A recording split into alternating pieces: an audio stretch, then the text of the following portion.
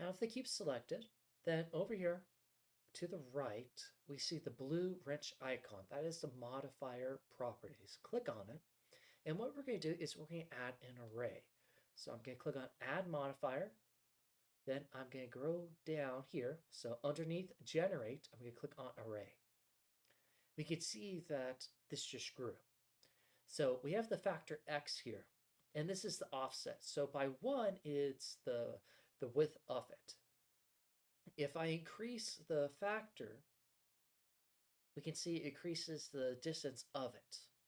So what an array does is we have the original object, and then it copies and pastes it X amount of times.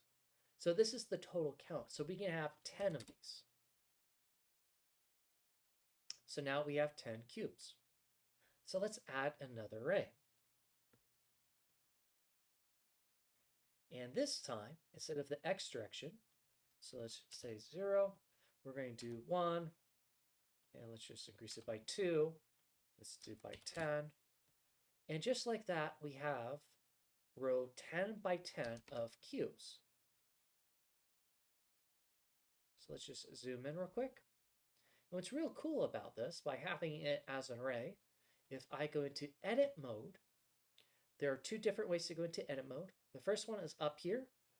Click on edit mode. The second way is by clicking tab. So click tab on your keyboard and you can go into edit mode. So inside of edit mode, I can modify this cube. Isn't that trippy?